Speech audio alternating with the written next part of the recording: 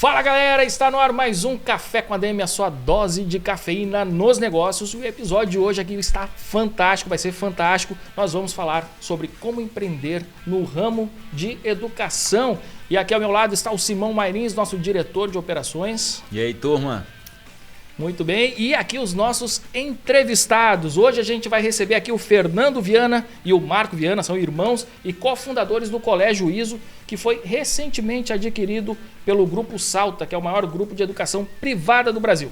Olha só o currículo deles. O Fernando tem graduação e mestrado em matemática pela Federal da Paraíba, doutorado em engenharia pela mesma instituição, além de formação superior em pedagogia e pós em gestão de pessoas. O Fernando também é autor e coautor dos principais livros didáticos de matemática, que são distribuídos nas escolas públicas e privadas do Brasil. E o Marco tem graduação e mestrado em química e também é graduado em pedagogia e pós-graduado em ciências da educação. Fernando e Marco, caras... Sejam muito bem-vindos ao nosso Café com a DM. Uma honra receber vocês por aqui. Obrigado, Leandro. Obrigado pelo convite. Obrigado, Simão. Gostaria de dar um bom dia, uma boa tarde, uma boa noite para todo mundo que está em casa nos escutando. E é um prazer enorme falar num podcast, tá, no Café com a DM, um podcast tão renomado, tão importante para o Brasil como esse. Pô, show de bola.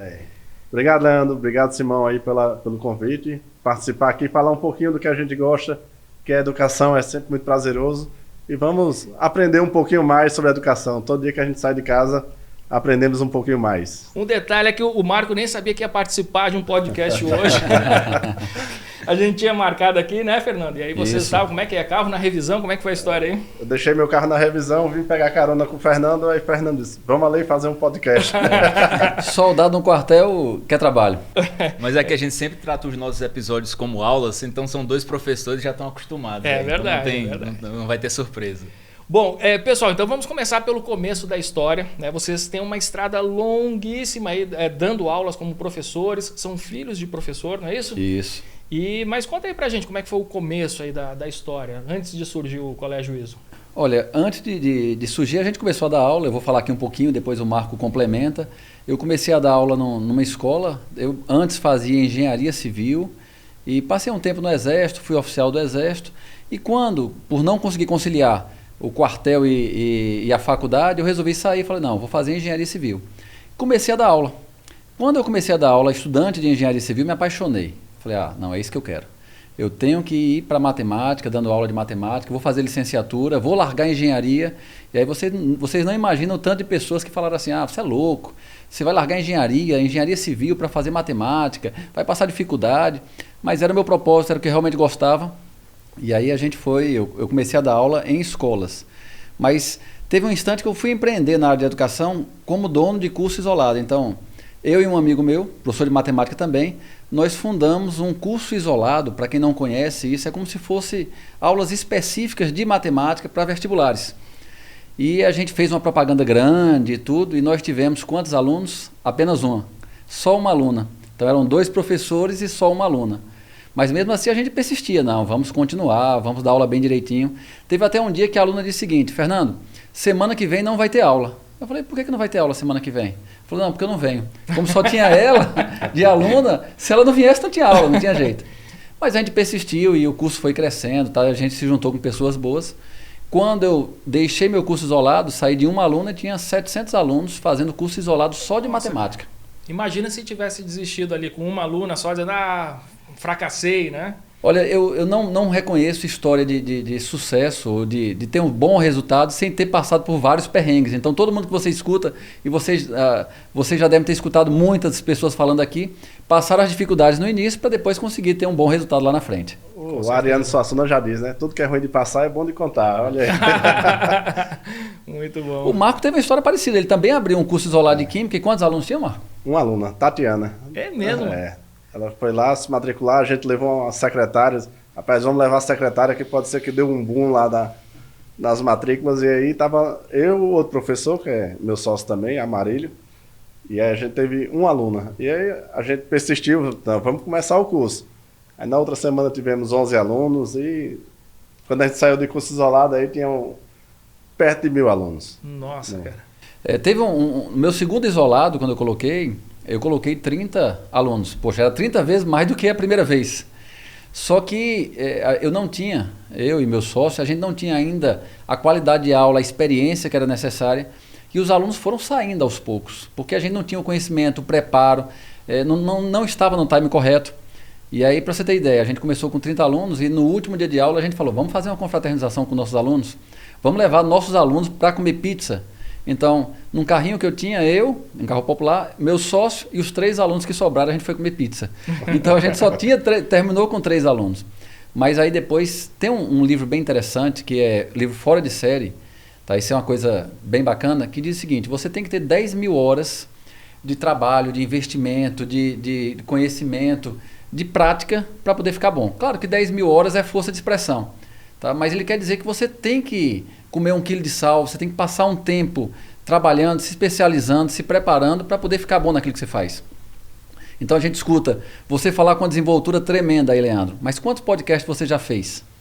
Nossa, estamos chegando perto de 400 já? Não 400, 300. Então, perto de 400. Quantas horas já foram? Então, você tem muito tempo por trás.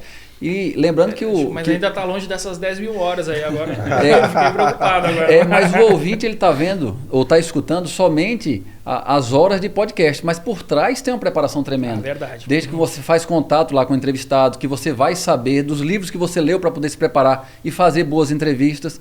Então, muitas vezes os caras falam, teve um sucesso imediato, mas não vê a parte que tem por trás. Tem uma frase que é atribuída a Messi, que quando o Messi explodiu, virou um sucesso, e aí algumas pessoas falaram que ele virou um sucesso instantâneo, e é atribuída a ele a seguinte frase, poxa, eu acordo cedo, treino de manhã até de noite, todos os dias, e levei 17 anos, 114 dias para virar um sucesso instantâneo.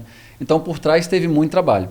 E aí, voltando para aquele ponto, eu primeiro me especializei bem, me preparei bem para poder retomar meu curso isolado, para depois virar um sucesso. Então, quando eu retomei, possivelmente eu tinha as minhas 10 mil horas de aula, de prática, para poder fazer um curso com excelência. Mas 2 coisas tem que ter por trás, tá? Primeiro é vontade, propósito, e depois é esforço. O único lugar onde o sucesso vem antes do trabalho é onde? No dicionário, né? Então, primeiro vem muito trabalho, para depois vir o sucesso. Fica à vontade, Marcos. O ideal, pegando o gancho aqui do Fernando, é se você conseguir juntar a força de um jovem com a experiência de uma pessoa mais velha. E aí, conciliar isso tudo é um pouco difícil, porque o jovem começa, acha que já sabe tudo, né? Ele começou aí o curso com 30 alunos, terminou com 3, tinha força, mas não tinha sabedoria que teve depois das 10 mil horas. Que vem com o tempo, né? Que vem com o tempo. Eu ia te perguntar, que você falou que antes de ser professor, você foi oficial do Exército, né? Fui oficial do Exército, eu fui instrutor de tiro, eu fiz o NPOR, fui convocado e passei 4 anos no Exército. E larguei porque eu não conseguia conciliar engenharia civil, que é um curso diurno, com o quartel. Sim. E aí, é uma pergunta que eu estava até programando para fazer mais lá na frente, mas acho que ela já cabe, né? Aqui. Em algum momento você ouviu que ser professor era uma carreira sem futuro, né? Não dava dinheiro, alguém lhe falou em algum momento isso, né? E trocar uma carreira, por exemplo, de oficial, que na hierarquia do lugar comum, em tese, é uma carreira melhor do que a de professor. Como foi tomar essa decisão? Eu troquei, na realidade, a carreira de oficial pela carreira de engenharia civil, que era algo que eu acreditava. E aí eu troquei, essa não foi tão difícil, mas trocar a carreira de engenheiro civil, que eu estava em andamento, fazendo a minha graduação, por licenciatura em matemática, essa para o senso comum foi um absurdo. Agora, a gente tem em mente, e eu falo muito para os meus alunos, que faça aquilo que você gosta, faça aquilo que você tem propósito, aquilo que faz seus olhos brilharem, que aí você vai fazer bem, você vai conseguir sair bem, vai ter sucesso e o dinheiro vai aparecer, nunca deve ser colocado em primeiro plano, mas ele também vai aparecer. Então os bons profissionais, os bons professores, em qualquer área, tá? Você pode fazer cursos que têm uma preparação muito grande, mas normalmente as pessoas acham que não vai ter uma boa remuneração. Eu vou fazer filosofia, eu vou fazer letras, vou fazer psicologia. Se você for um bom profissional, você vai se realizar, vai fazer muito bem feito e vai ser bem remunerado. Então as pessoas diziam, isso é loucura, mas era de fato o que eu acreditava, o que eu gostava, o que me encantava. E aí eu fiz essa troca e não me arrependo em nenhum instante. Ô Fernando, e não é interessante isso que você falou, porque o caminho é bem esse, né? A trajetória é essa. Quando a gente encontra aquilo que a gente gosta de fazer, bota amor, bota paixão em cima, enfim, faz bem feito, cada vez mais bem feito, a gente não se contenta, né, com o nível de trabalho que a gente alcança, a gente sempre quer fazer melhor. e acaba, enfim, né, colhendo os frutos dessa dedicação, desse esforço e tudo mais. Mas uma coisa que chama atenção, você começou dando aula em colégio, então assim, como com professor contratado de colégio, vocês também Marco, mesma história? Eu comecei dando aula particular, né? Particular. Jovem, gostava de química, física e matemática, e aí para arrumar um dinheiro para poder ir para as festas, dava aula particular antes mesmo de terminar meu ensino médio. E assim que eu terminei o ensino médio, eu já comecei a carreira da docência, aos meus 18 anos, ou seja, foi a única profissão que eu tive até hoje, foi ser professor. Nunca saiu da escola, né? Exato. Gostei tanto da escola que estou nela até esses dias. Desde sempre.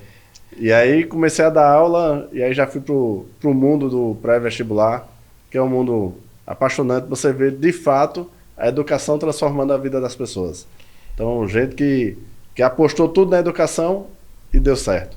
Gente que foi para um caminho e decidiu mudar o caminho, fez medicina e queria direito, fez direito, queria medicina, fez medicina e depois queria ser professor. Isso apareceu de tudo já na frente da gente, e a gente vê as pessoas se realizando de fato através da educação. E ajudar a construção dessa conquista das pessoas é muito gratificante. Leandro, tem algo interessante, assim, como a educação para a gente é bem importante, é transformador de fato. Estou lembrando aqui de um depoimento de um ex-aluno da gente. Ele chegou lá no curso, que a gente tinha um curso pré-vestibular, que é um curso que prepara para vestibulares, hoje muito para Enem, que era o ISO, que vem de isoladas. E o cara chegou lá e falou, olha, eu não tenho dinheiro, eu não tenho recurso, mas eu queria tanto fazer o curso, eu prometo que eu vou me esforçar.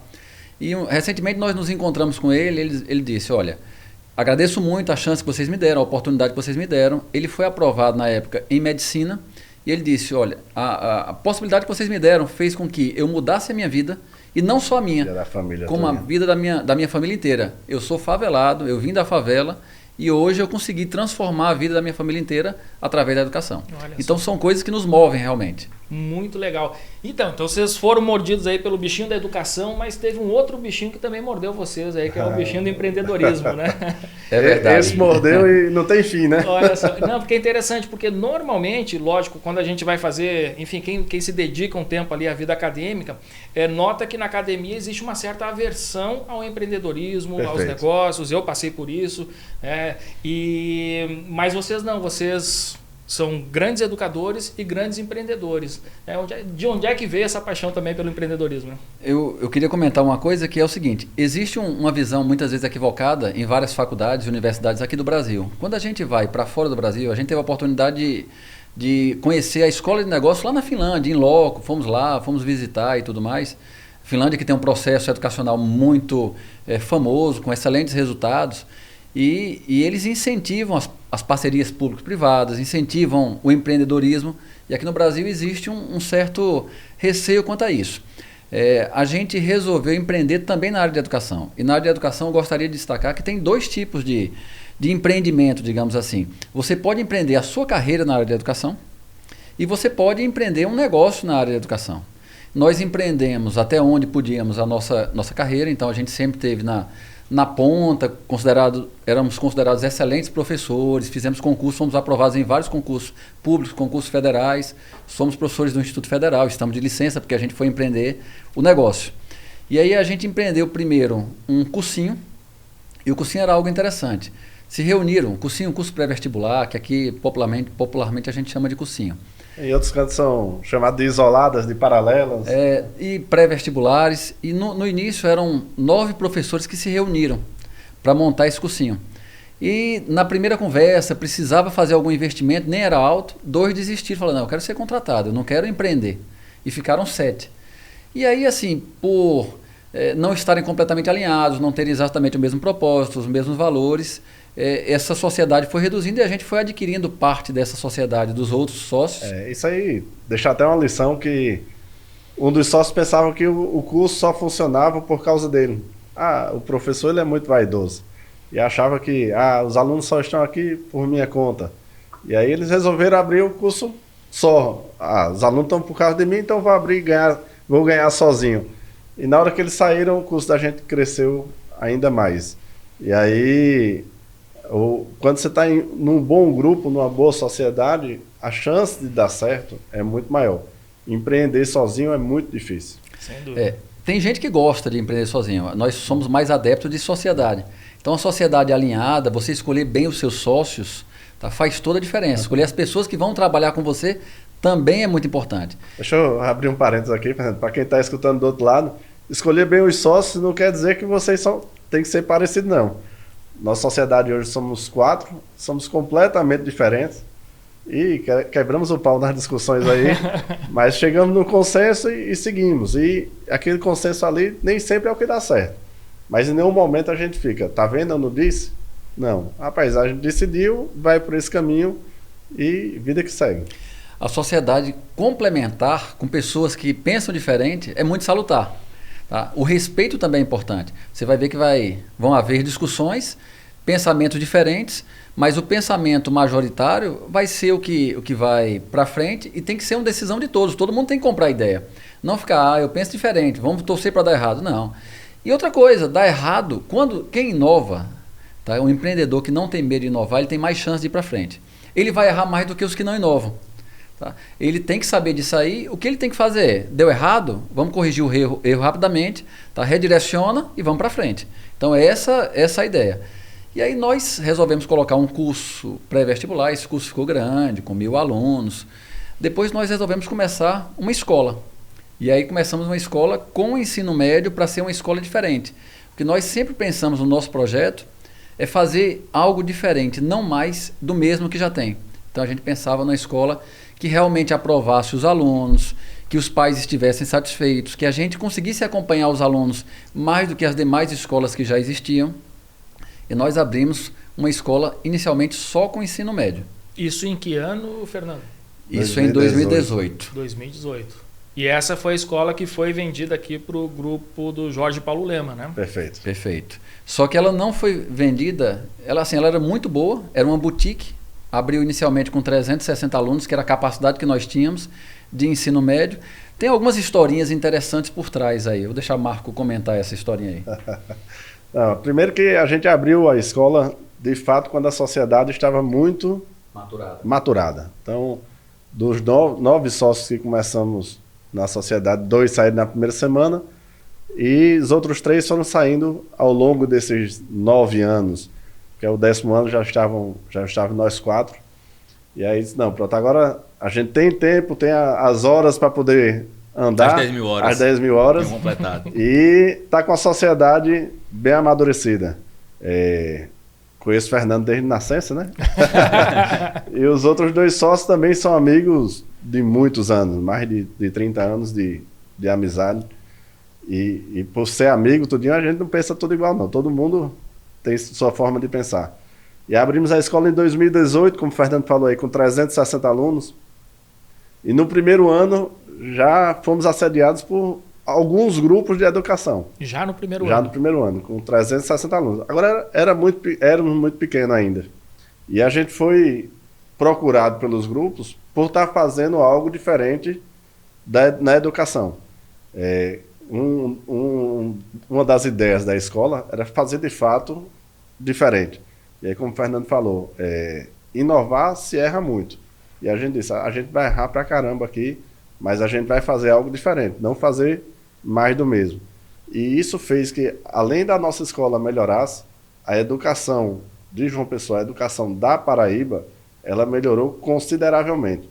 Para você ter ideia, no ranking do Enem, as escolas da Paraíba, elas subiram quase 1000 posições no ranking nacional. Nossa. Então, de fato, a gente mexeu no mercado de forma positiva e trouxemos benefícios para toda a sociedade. E aí, nessa procura, querendo comprar, um grupo a gente escutou, aí quanto é que oferece? Aí o cara foi lá, fez a ligação, disse, eu ofereço tanto. E a gente desligou o telefone e disse, rapaz, esse tanto era total ou era para cada um? Aí ligou de volta e disse, não, é o total. Eu disse, não, meu amigo, muito obrigado, vamos para frente, deixa a gente trabalhar porque a gente vai dobrar a quantidade de alunos no ano que vem a gente volta a conversar. E aí ele lá do outro lado disse, rapaz, ninguém dobra de um ano para o outro. E de fato a gente saiu exatamente para o dobro da quantidade de alunos, fomos para 720 alunos redondo. Um ano após Um ano após a abertura, abrimos um novo segmento, que foi o ensino fundamental anos finais. E aí continuou a conversa, e a conversa se esticou. E só abrindo um parênteses, a gente resolveu abrir os anos iniciais. Para o ouvinte que está menos acostumado, era o fundamental... 1 e 2. Era o primeiro grau antigo, fundamental menor, tá? Então hoje é chamado de fundamental anos iniciais, porque essa nomenclatura mudou muito. São crianças do primeiro ano, segundo, terceiro, quarto e quinto, os pequenininhos. 7, 8, 9, 10, 11 anos. E para abrir essa unidade, ou abrir esse segmento, a gente foi na Finlândia. E a gente fez uma parceria com a universidade para trazer com passagem de metodologia, de tecnologia, tá, de conhecimento. E a gente fez uma capacitação com os nossos professores, trouxemos o pessoal da Finlândia para preparar os professores da gente para fazer um ensino diferente. Tá? Formalizamos uma parceria de 10 anos com a Universidade Finlandesa, e aí a gente fez um fundamental anos iniciais diferente, e com isso a escola saiu. Se após um ano da abertura tinha 720, um ano mais ela foi para 1.400, no ano seguinte para 2.900 e no outro ano 3.600. Mas eu pensei que o Marco fosse contar a curiosidade, terreno, né? que a gente quando lança a escola, e muitas vezes a gente aprende assim, você só pode começar um produto, empreender, quando você tem certeza daquele produto. E os resultados que a gente vê de pessoas que conseguem chegar, na sua maioria eles não têm aquela certeza. Então elas têm uma intuição, têm um feeling, né? E olha, eu acho que vai dar certo, tem tudo para dar certo, eu vou trabalhar para dar certo, eu vou aparar as arestas e vou organizando nesse processo. E a gente tinha um prédio para construir, construímos ou iríamos construir, mas a gente matriculou em outubro os nossos alunos. Só que a gente não tinha o prédio ainda. Tínhamos um terreno baldio. E o construtor garantia que entregaria em fevereiro, dia 1º de fevereiro, quando as aulas iniciavam. E a gente matriculou os nossos alunos, a gente atendeu todos os pais, os 4 sócios. Na unidade do pré-vestibular. Na unidade do pré-vestibular. E o pai pediu o endereço. Quando o pai chegava lá, ele encontrava um terreno baldio e voltava. Não, eu encontrei um terreno baldio, você me passou o endereço errado. A gente dizia, não, vai ser lá mesmo. E vai dar tempo? Não, vai. Morrendo de medo, mas tinha a segurança lá do construtor. E deu tempo, e foi crescendo. O bom é que o tempo foi folgado, né? Todas as unidades que a gente abriu, na véspera, na madrugada que antecedia o início das aulas, a gente estava lá lavando o prédio. E a gente como dono, lá lavando também, junto com outras pessoas próximas, para poder dar tempo de estar tudo lindo no dia seguinte. E a escola chegou até 3.600 alunos quando houve um acordo financeiro com o grupo Salta, que era o antigo Eleva, e a gente vendeu a nossa escola. Muito bem. Eu queria falar um pouco sobre gestão nesse segmento de negócio. Fique à vontade, Simão. E assim, vocês podem interromper por nós sermos professores, mesmo sendo da área de exatas, a gente termina falando muito. Então, nada, mas as histórias são legais, a gente nem tem muito esse hábito de interromper, porque sempre são histórias legais, a gente gosta de deixar o nosso entrevistado sempre bem livre. Mas eu queria falar um pouco sobre gestão, né? Nesse segmento específico, porque é um segmento que ele tem lá muitas características singulares, e que você vai pegar o método padrão de gestão de qualquer negócio, que ele se aplica, né? A gente tem um pilar que ele se aplica para tudo, mas ele tem algumas especificidades. E vocês, originalmente, não vieram de uma formação em gestão, né? Um engenheiro talvez até tenha ali algum encaminhamento ali por aquele caminho, né? Mas não tem como administrador. Não foi formado para ser um dono de negócio. Como foi que vocês foram adquirindo essas competências aí? Muita gente aprendeu na dor mesmo. Tapa. A gente, éramos 4 sócios, 4 diretores, e a gente dava aula também. E aí a gente tem um caso até interessante. Tinha um coordenador que chegava pra gente assim, Marco, eu vou fazer tal coisa. Rapaz, não faz desse jeito que vai dar errado. Fernando, eu vou fazer tal coisa. Rapaz, não dá não que vai dar errado. Zé Antônio, fazer tal coisa. Não, vai dar errado. Amarílio, vou fazer tal coisa. Tá certo. Aí fazia, dava errado. Poxa, eu não disse que não era para fazer? A Amarílio deixou. E aí a gente foi aprendendo, contratamos consultorias na área administrativa, em alguns segmentos, tá? De atendimento, de gestão administrativa. E aí começou a organizar o organograma de fato, porque era um cachorro que ou ficava gordo ou morria de fome, né? Porque tinha muito dono, então ninguém botava comida ou dava comida demais. E aí, com essas consultorias no dia a dia, cercando de gente boa também, e aí isso foi sempre um princípio nosso, de ir em busca de pessoas melhores do que a gente em cada um dos segmentos, e aí a gente conseguiu gerir uma empresa que quando a gente deixou estava com aproximadamente 500 colaboradores. E aí, uma outra coisa que foi ensinando a gente no dia a dia é que se você tem 500 colaboradores, tem uma pessoa que não está funcionando, você deu um feedback, dá outro feedback, não está dando certo. Rapaz, você vai sair, vai estar prejudicando sua família, mas as outras 499, elas estão sendo preservadas. Então, você gerir pensando na maioria foi o caminho que a gente sempre optou. E aí, procurar sempre o caminho mais correto. Mas, literalmente, aprendemos com a roda, trocamos a roda do carro com o carro andando. Agora, assim, o Fernando chegou a fazer uma pós também em gestão de pessoas, né, Fernando? Para gerir tanta gente assim, tem... Eu fiz esse curso antes, sempre ajuda, tá? A capacitação é super importante, que seja uma graduação, que seja uma pós-graduação, que seja um curso técnico, que seja uma leitura de um bom livro, que seja escutar um excelente podcast, tudo isso vai lhe ajudar mais na frente.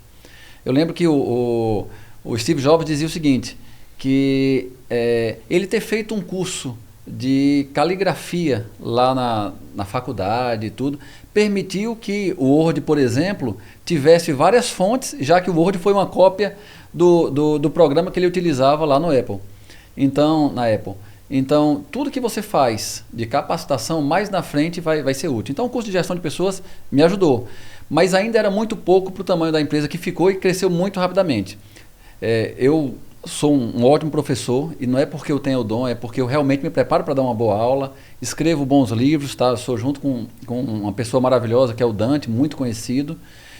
Mas se perguntar, Fernando, qual é o seu maior talento? Talvez tenha sido juntar excelentes pessoas. Então, se cercar para uma empresa de bons profissionais, isso é essencial. Outra coisa é não ter medo de errar. Como a gente disse, se vai inovar, se vai fazer algo diferente, você vai errar. Tá? Então, errou, não há problema. Vamos corrigir o erro. Não pode ser um erro severo, que tire você do jogo, que faça a sua empresa fechar. Mas erros nós teremos. E aí você corrige esse erro. E outra coisa importante vamos aceitar somente erros inéditos. Então, errou, deu errado, de fato. Mas não vamos cometer mais o mesmo erro. Vamos fazer erros diferentes. Agora, o crescimento do ISO, nosso empreendimento, acho que talvez seja também por ter conhecido um pouco de empresa, de gestão de empresa. Se a gente conhecesse tanto, talvez não tivesse ficado do tamanho que era para ficar. Isso é interessante, isso que você está falando, porque muitas vezes você vem com uma fórmula pronta e não é a fórmula pronta que você precisa. Né? Você precisa realmente criar algo novo, ter essa aptidão a ousadia, a inovar, a estar confortável com o erro, isso é tá até mais aberto, né? A testar, né? Exato. Uma vez a gente, numa reunião com a liderança, aí um dos colaboradores disse assim, não, a gente tem que organizar tudo, depois que organizar tudo a gente cresce. Eu disse, rapaz, tem que fazer um pouquinho dos dois ao mesmo tempo, vamos organizando e vamos crescendo, porque a empresa ela tem muito timing do negócio, então, em educação, sobretudo. Então, por exemplo, se você vai para uma área que abrir uma escola na região, já vai atrapalhar o seu negócio. Se você chega na frente, você termina saindo melhor do que os outros. Então, por exemplo, quando a gente vai para um bairro aqui da nossa cidade, é um local onde você tem 10 anos que não se abre uma nova escola, como foi os bancários. Abrimos e deu super certo. Se a gente chegasse depois de uma outra escola, talvez a gente dissesse, opa, não vamos para lá, deixa passar um tempinho para poder acontecer. Então você tem que ter o time correto, claro, trabalhando a organização ao longo do tempo. Leandro, Simão, deixa eu contar aqui uma história interessante que eu lembrei aqui nesse bate-papo. Quando a gente fez 2 anos da abertura da escola, veio a pandemia. E virou um caos. Tá? As escolas, vocês têm filhos e passaram por isso, e a gente tinha acabado de abrir o ensino fundamental nos iniciais, então criança de 7, 8, 9, 10 anos. Ensinar a ler e escrever. Ensinar, por exemplo, a ler e escrever, que não é um processo simples, é um processo super importante, talvez o mais importante na educação básica, talvez na educação, incluindo todos os segmentos, até no ensino superior, seja o fato da criança aprender a ler e escrever, porque isso aí abre diversas portas, faz ter uma nova visão do mundo.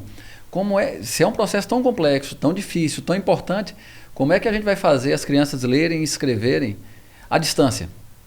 E a gente, o que fez? Deu a pandemia, primeira decisão da gente, e aí a gente contrariou a nossa consultoria, que eles falaram o seguinte, olha, a pandemia está chegando, e pelo que a gente já viu no restante do mundo, e está chegando aqui no Brasil, está chegando inicialmente na região sudeste, região sul, vai chegar aqui, vocês devem demitir, por exemplo, todas as pessoas de serviços gerais, porque a sua escola vai ficar fechada, todos os inspetores, tem que ver o que você consegue reduzir de professores, porque você vai ter turmas só virtuais. E a decisão da gente, contrariando a nossa consultoria, foi: a gente não vai demitir ninguém. Ninguém será demitido. Então a gente manteve toda a nossa equipe, tá? Todos os colaboradores, porque a gente pensava, se a gente demite, por exemplo, uma pessoa de serviços gerais numa pandemia, como é que ele vai ser relocado no mercado se está todo mundo demitindo? E ainda existia uma pressão do outro lado dos pais que não estavam acostumados com aula remota, que não era simples para as famílias também, não era simples para os professores que estavam dando aula e não era simples financeiramente também para os pais, muitos pais perdendo emprego, tendo redução de renda. Então nós demos um desconto de 20% para todos os pais, não cumulativo, mas desconto de 20% de todas as mensalidades. Não demitimos um funcionário sequer e mantivemos o salário em dia de todos os colaboradores. Optamos ali, naquele instante, em segurar os impostos, tá? Não vamos pagar impostos nesse instante para preservar o caixa. E essa decisão não foi só nossa, por exemplo, a dona do Magazine Luiza, que tinha 11 bilhões no caixa, ela disse: eu não vou pagar imposto nesse instante, porque eu preciso preservar meu caixa, que eu não sei qual será o tamanho da pandemia. E aí, para finalizar, a gente contratamos equipe de televisão, tá? Diretor, cameraman, para poder ter uma aula remota de qualidade. E fizemos isso. Saímos na pandemia de 1.400 alunos e fomos no outro ano para 2.900, porque nós gastamos toda a energia que era necessária para fazer um bom trabalho. A gente dizia que a gente erra mais do que todas as escolas, mas nós somos incansáveis em corrigir os nossos erros. A gente, nessa pandemia, Fernando disse que a gente deu 20% de desconto nas mensalidades, mas abrimos ainda, colocamos uma pessoa para escutar caso a caso as necessidades diferenciadas. Então, por exemplo, tinha um cara que trabalhava com festa infantil. A renda dele foi a zero. E aí a gente isentou as mensalidades dele por um período. Gente que teve o pai do aluno que morreu, faleceu na pandemia, não, ele vai ficar sem pagar mensalidade até o final do ano. Então, casos especiais nós tratamos caso a caso. Mas de forma geral a gente ainda deu 20% para todos os pais. A gente só teve um caso no caminho contrário. Chegou lá o pai e disse: não, eu sou servidor público, minha esposa também, eu não tive nenhum real de despesa de desconto no meu salário, não preciso desse desconto, passo para outra pessoa. Um único caso só. Galera, assim, quem está nos assistindo, eu não sei se consegue sentir o que a gente está sentindo aqui, porque assim, agora a gente está num momento que assim, eu me emociono com essa prática.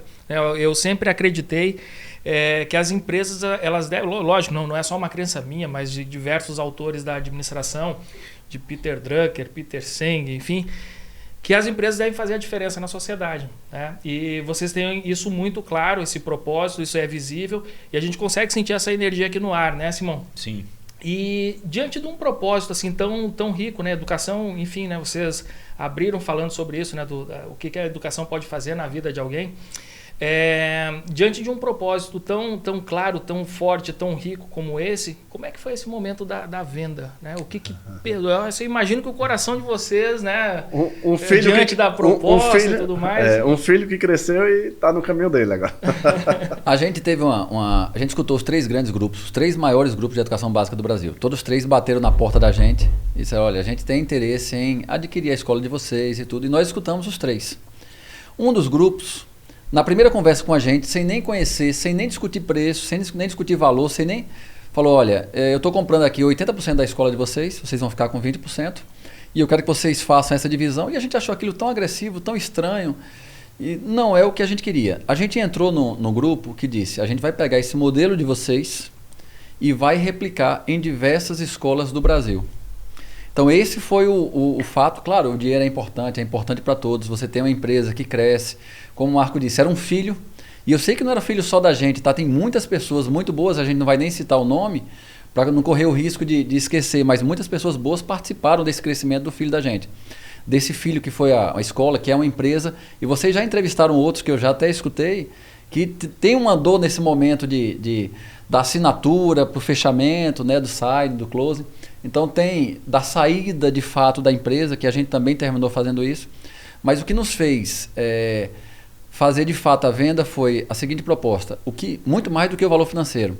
O que vocês fazem aqui na cidade é diferente do que é feito no restante do Brasil. E a gente quer replicar o que vocês fazem nas nossas diversas escolas do Grupo Salta. Tá? E aí isso foi o que nos motivou de fato a vender. Uma coisa que foi criada aqui na nossa região, um modelo diferente que seria replicado no Brasil inteiro. Na prática isso não é tão fácil de acontecer, porque é uma estrutura muito pesada, muito grande, tem muita gente, mas o que nos fez fazer a negociação foi esse fato. Vocês falaram, acho que foi o Fernando que citou o Messi aqui, não foi? Foi. Eu vou citar agora o Cristiano Ronaldo, que ele falou que enquanto as pernas dele estiverem aguentando jogar, ele vai jogar. E aí é uma pergunta que eu vou fazer aqui agora. Vocês já traçaram um caminho aí que é invejável, assim, muito glorioso. E agora, daqui para frente? Qual é o plano? Nós temos uma quarentena na área de educação, no formato presencial, em educação básica, né? Nós somos professores do Instituto Federal, estamos de licença. E aí, vamos ficar em casa? Não dá. Não dá, e aí vamos ver o que é que a gente pode fazer que de fato impacte as pessoas. E acho que esse é um propósito que faz as empresas funcionarem. Se for atrás só do dinheiro, você não vai ser feliz. Pelo menos isso aí você não vai ser. Pode até ganhar dinheiro, tal, que já é mais difícil, mas não vai ser feliz. E a gente eu sou formado em Química, Amarilho, que é outro sócio, também é Químico, Fernando é Matemática e Zé Antônio é professor de Física. E eles, o que é que a gente pode fazer? E aí, estudando vários segmentos, a gente chegou no ramo de farmácia de manipulação. E aí, farmácia de manipulação tem espaço, fizemos estudo de mercado, aí já um pouco mais maduro, né? Não foi só no feeling. Tem espaço no mercado, tem como melhorar. E aí a gente entrou no ramo de farmácia de manipulação com um propósito muito parecido com o que a gente fez na escola, que é de fato melhorar a qualidade das farmácias de manipulação. A gente tinha uma inquietação, tem essa inquietação, em que farmácia de manipulação ele é muito tirador de pedido. Você não tem relação nenhuma, quem faz uso de farmácia de manipulação, dificilmente você consegue ter uma relação com a farmácia. Então você chega lá com a receita, ela diz é tanto, você pede um desconto, amanhã você pega seu medicamento manipulado. Então a gente queria fazer algo diferente. Contratamos gente boa da área, contratamos também uma consultoria de São Paulo. O que é que precisa de equipamento? O melhor que tem no mercado, compramos. Insumos, vamos atrás dos melhores fornecedores. Matéria-prima, formas de apresentação e também trabalhar na forma do atendimento. Acontece, irmão, você pegar medicamento de uso contínuo, comprar um mês numa farmácia, outro mês em outra farmácia, outro mês em outra farmácia, e ninguém dá notícia para você. Simão, seu medicamento está acabando. Simão, como é que está seu tratamento? Então, essa forma de tratar as pessoas de uma forma mais humana, sobretudo que, quando você está em busca de medicamento, muitas vezes você está no momento fragilizado. Então, é um momento que você dá todo o apoio ao paciente, ao cliente, para que ele tenha o melhor tratamento possível. E aí a ideia da gente junto com um pouco da experiência que a gente teve no ramo da educação, vamos pegar um pouco dessa bagagem e levar para a farmácia de manipulação.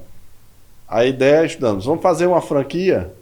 Não, vamos trazer uma franquia? Não, vamos fazer uma coisa própria, porque uma franquia, ela vem engessada de alguma forma. Não vai ter a nossa cara, não vai ter o que a gente de fato quer. Pode até ser um caminho mais curto, mas não é o que a gente quer para uma farmácia de manipulação. Então a ideia da gente hoje, a gente já está com 2 unidades aqui, já estamos na reforma para a 3ª unidade. E ficou lindíssimo, viu? O projeto deles é fantástico. Não existe nada parecido nesse ramo, né, de farmácia de manipulação. E vocês são os mesmos sócios? Os mesmos sócios, Tanto que o nome da farmácia é chamada 4. Bem criativo, né? A gente, em busca do nome, poxa, o nome. Aí quando achava um nome legal que jogava na internet, já tem. Aí disse, rapaz, 4. Vamos para 4. E aí 4 com 2T. Na Europa, onde nasceram as farmácias de manipulação, as farmácias nasceram, então foi desse nome. Também. E assim, para o ouvinte que está em casa, está dando uma caminhada, escutando no rádio, do carro, empreender no Brasil não é algo simples. É algo que, se você começar a empreender, dificilmente você para, tá? Porque é algo prazeroso. Uma vez, eu falando que trabalhava muito com os professores da escola e dizendo que eu fazia algumas coisas a mais, e um cara me disse o seguinte: Fernando, você trabalha muito porque você é dono. E aí eu disse, é uma resposta bacana, só que é o contrário, eu sou dono porque eu trabalho muito. Então a gente, por exemplo, quando estava na escola, a gente estava de manhã, de tarde, de noite, pensando na escola, de madrugada, no final de semana, ter foco. Tá? Isso é muito importante. É muito difícil você ir para áreas distintas, tá? E conseguir sair muito bem. A não ser quando você está muito mais maduro, que você tem sócios que são experts em determinadas áreas, e aí você pode ter mais de uma empresa e seus sócios que vão ser bons naquelas áreas, e você, mais sênior, vai dando orientada. Mas se você quer montar uma empresa, você vai precisar de fato ter foco. A gente não pensou em colocar farmácia de manipulação enquanto a gente estava na escola. Então nós saímos da escola recentemente, tá? Finalizamos um processo de transição com o grupo que adquiriu a escola e estamos focados nessa parte de farmácia de manipulação. Vai ser uma franquia, tá? Quem quiser até colocar 4, vai depois, se quiser ser franqueado, vai existir essa possibilidade. Mas nós temos alguns projetos também na área de educação, que é outra paixão, desde que não entre em conflito com o acordo feito no processo de venda. Mas a gente tem alguns processos na área de educação também, alguns projetos na área de educação que a gente está tocando. Fantástico. Bom, e uma curiosidade, vocês falaram para a gente aqui no off, eu queria que você comentasse. O Fernando já vendeu mais de 1 milhão de livros, cara. Eu já vendi alguns milhões de livros. Alguns milhões de livros. Junto com... É o Paulo Coelho aqui. Mas boa parte disso aí é para o serviço público. Então, assim, ele é multimilionário, não tem nada disso. Tá? O serviço público tem um projeto muito legal, que é o Programa Nacional do Livro Didático. Então, o livro é bem subsidiado, um valor bem baixo. Mas chega a muitas casas, chega a muitos jovens. Eu escrevo junto com o Dante, que é o maior autor de livro didático do Brasil, tá? Talvez aí da história. Então, sou autor junto com ele. É algo também que é uma delícia para mim, que eu gosto. Matemática também é uma paixão. Então, a gente escreve no ensino fundamental, anos iniciais, ensino fundamental, anos finais e também ensino médio. Na rede pública do Brasil e também na rede privada. Então, é algo que... Eu tenho mais de 30 livros, o Dante deve ter mais de 100, ou com toda certeza mais de 100, algumas centenas de livros publicados. E aí, dá para autografar todos os livros aí? Tem que fazer um carimbinho. Muito bom. Galera, eu curti muito aqui o nosso bate-papo aqui. É isso, irmão? Muito enriquecedor, principalmente porque a gente está falando aqui de uma área que é muito cara para a gente aqui, né? A gente também trabalha com educação dentro do Administradores, a gente tem o Administradores Premium, é um outro passo, né? A gente está trabalhando na educação executiva, desenvolvimento profissional. Mas até no nosso braço de informação, a gente sempre teve esse viés de educação, né? O administrador nasceu dentro do curso de administração, né? A faculdade ainda. Então, é sempre bom conversar sobre educação aqui. É demais. E um case fantástico. Queria dar os parabéns para vocês, cara. Vocês são, fizeram o sucesso aí da noite pro dia, né? Mas com uma longa estrada aí para dar esse sucesso estrondoso. Porque realmente aqui, a gente que mora aqui em João Pessoa sabe, né? Do sucesso dessa escola, do ISO. E é realmente assim, algo que nos orgulha, né? De ter tido esse case aqui em João Pessoa. Que legal que você falou, né? Que vão levar esse modelo para outras escolas do Brasil. Sim, fico feliz de a gente poder contar esse case aqui, porque a gente tem, entre os nossos alunos, entre os nossos ouvintes, a gente tem muito dono de escola, gestor, professor que nos acompanha por aqui. Tenho certeza de que vai inspirar muita gente aí. Tá, muito obrigado pelo convite. Tá? Foi uma delícia, tá, esse bate-papo. Eu não sei quanto tempo foi exatamente, mas passou para a gente aqui voando. Agradecer, Leandro, agradecer, Simão, aí pelo convite. O bate-papo foi maravilhoso. Falar um pouquinho de educação, do que a gente gosta, falar um pouquinho de empreendedorismo e um pouquinho também dos desafios dessa jornada, né? São desafios que a gente vai encontrar sempre, e seja ele do próprio negócio, seja ele da gestão pública, que às vezes atrapalha a gente e tem um pensamento mais lento, de ver o empresário, às vezes, com os olhos um pouco atravessados, onde ele é para ver ele, com bons olhos, está gerando emprego, está gerando renda, ajudando as famílias. A gente, por exemplo, para abrir a farmácia de manipulação, faz 1 ano e 1 mês que a gente começou o processo de abertura. E a gente veio ter a última autorização, a final, há 15 dias, segunda-feira passada, uma semana. Há 1 semana. Então é um processo cansativo, exige um capital de giro para você não quebrar no meio do caminho. Vocês devem ter esses dados. Então muitas empresas elas quebram logo no primeiro ano. Antes de 5 anos você tem aí 60%, 70% das empresas fechadas.